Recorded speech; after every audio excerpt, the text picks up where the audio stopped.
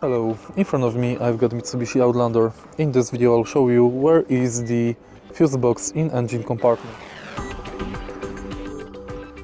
In the beginning, take a look at the right side of engine compartment, and the fuse box is located right here. To access it, you have to unlock the top lid.